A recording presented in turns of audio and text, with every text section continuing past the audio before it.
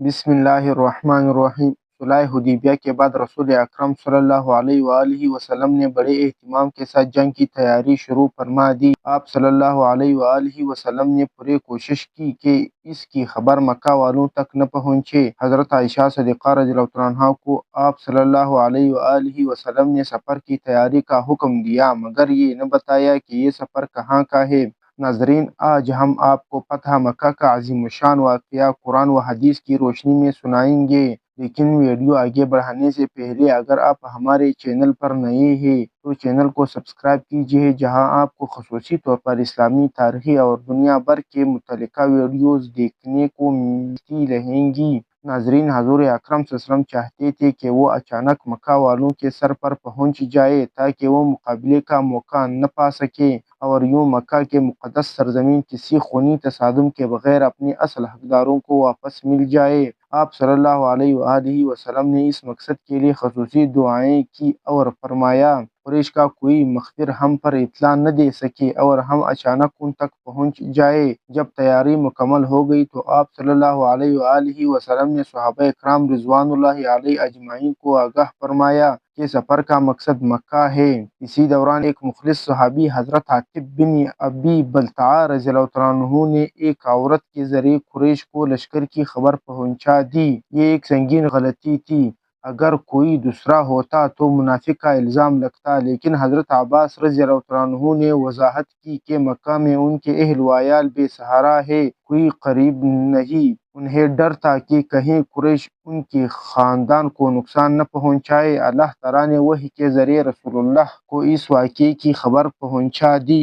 آپ صلی اللہ علیہ وآلہ وسلم نے حضرت علی، حضرت زبیر اور حضرت مقداد بن اسود رضی اللہ عنہ کو اس عورت کے پیچھے بھیجا۔ انہوں نے برق کی رفتار سے گھوڑے دوڑائے اور راستے میں اس عورت کو جا پکڑا۔ اس کے سامان میں وہ خط برآمد ہوا جو حضرت حاتب رضی اللہ عنہ نے لکھا تھا۔ جب وہ خط رسول اللہ صلی اللہ علیہ وآلہ وسلم کے سامنے پیش کیا گیا تو آپ صلی اللہ علیہ وآلہ وسلم نے حضرت حاتب رضی اللہ عنہ سے دریافت فرمایا۔ انہوں نے اپنا عذر پیش کیا اور عرض کیا کہ مکہ میں میرے اہل وعیال کا کوئی سہارا نہیں، اس لیے میں نے صرف اپنی حفاظت کے لیے ایسا کیا۔ حضرت عمر رضی اللہ عنہ نے یہ سن کر کہا، یا رسول اللہ، اجازت دیجیے میں اس منافق کی گردن اڑا دوں، مگر آپ صلی اللہ علیہ وآلہ وسلم نے فرمایا، عمر، یہ شخص بدر میں شریک رہا ہے اور تمہیں کیا معلوم کہ اللہ تعالیٰ نے اہل بدر سے فرما دیا ہے، جو چاہو کرو، میں تمہیں بخشتا ہوں۔ یوں آپ صلی اللہ علیہ وآلہ وسلم نے حضرت حاتب رضی اللہ عنہ کو معاف فرما دیا۔ آخرکار 10 رمضان المبارک سن 8 ہجری کو رسول اکرم صلی اللہ علیہ وسلم نے 10,000 جان نثار صحابہ کے ساتھ مدینہ منورہ سے روانگی فرمائی۔ یہ سفر شدید گرمی میں تھا اور چونکہ رمضان کے روزے تھے، اس لیے آپ صلی اللہ علیہ وآلہ وسلم نے حکم دیا کہ روزہ نہ رکھا جائے تاکہ دشمن کی مقابلے میں طاقت باقی رہے۔ تاہم آپ صلی اللہ علیہ وآلہ وسلم خود روزہ دار تھے۔ جب آپ صلی اللہ علیہ وسلم کی محنت اور مشقت دیکھی گئی تو بعض صحابہ نے بھی روزہ رکھا۔ جب آپ صلی اللہ علیہ وسلم البتہ جب قادید کے مقام پر پڑاؤ ڈالا گیا اور مکہ تقریباً 90 کلومیٹر رہ کیا گیا تو آپ صلی اللہ علیہ وآلہ وسلم نے سب کے سامنے ایک پیالہ پانی منگوایا اور نوش فرمایا۔ یہ دیکھ کر تمام صحابہ نے روزے چھوڑ دیے۔ لشکر کی پیش قدمی اتنی خاموش اور تیز تھی کہ قریش کو آخری وقت تک خبر نہ ہوئی۔ مسلمانوں نے 2 ہفتے کا سفر صرف 1 ہفتے میں طے کر آیا۔ اسی دوران رسول اللہ کے چچا حضرت عباس رضی اللہ عنہ بھی اہل خانہ سمیت ہجرت کے ارادے سے نکلے، لیکن راستے میں آپ صلی اللہ علیہ وآلہ وسلم کا لشکر دیکھ کر حیران رہ گئے۔ آپ صلی اللہ علیہ وآلہ وسلم انہیں دیکھ کر بہت خوش ہوئے اور آگے بلایا۔ حضرت جب لشکر مکہ کے قریب مرزہران پہنچا تو قریش کو ہوش آیا۔ دروازے پر اتنی بڑی فوج دیکھ کر ان کی سر شرم سے جھک گئے۔ یہاں ایک نہایت عجیب اور ایمان افروز واقعہ پیش آیا۔ قریش کے 2 بڑے سردار ابو سفیان بن حرب اور ابو سفیان بن حارث اسلام کے قریب آ گئے۔ ابو سفیان بن حارث جو رسول اللہ صلی اللہ علیہ وسلم کے چاچا زاد اور بچپن کے دوست تھے، شاعری میں ماہر اور کبھی مخالفین میں شامل تھے۔ آپ پشیمان دل کے ساتھ اپنے بیٹے کو لے کر خدمت نبوی میں حاضر ہوئے۔ آپ صلی اللہ علیہ وآلہ وسلم نے فرمایا، میں تم سے ملنا نہیں چاہتا۔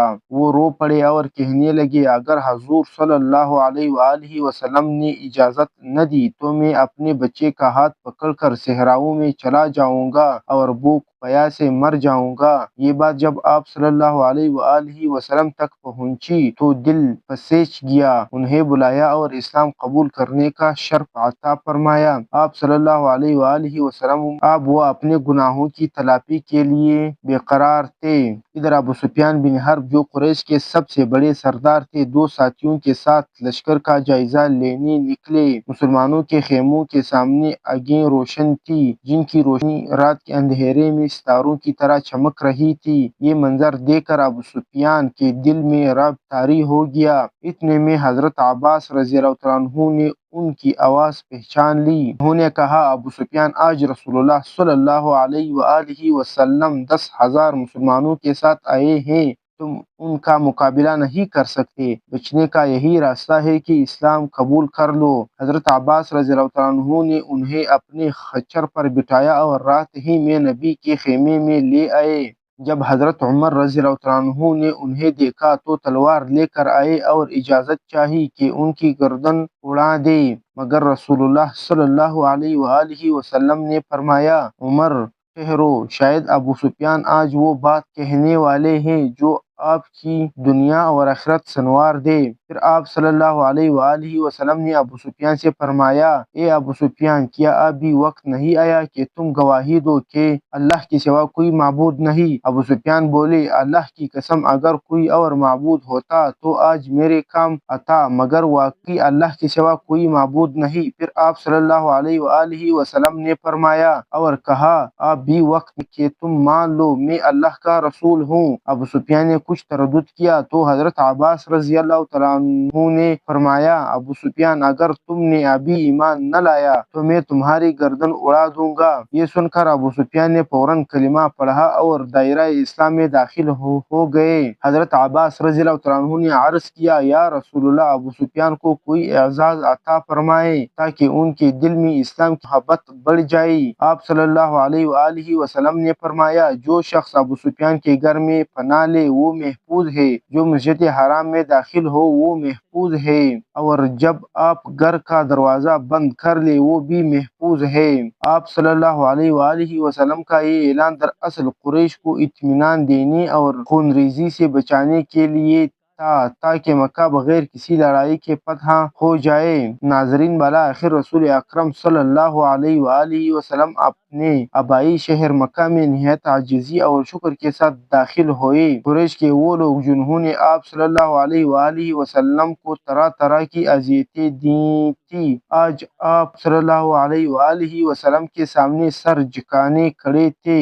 حضور صلی اللہ علیہ وآلہ وسلم نے ان سے کیا سلوک فرمایا، یہ جاننے کے لیے ہمارے ویڈیو کا دوسرا حصہ ضرور دیکھیں۔ اگر آپ کو یہ ویڈیو پسند آئی ہو تو لائک، شیئر اور چینل کو سبسکرائب کرنا نہ بھولیں۔ اللہ حافظ۔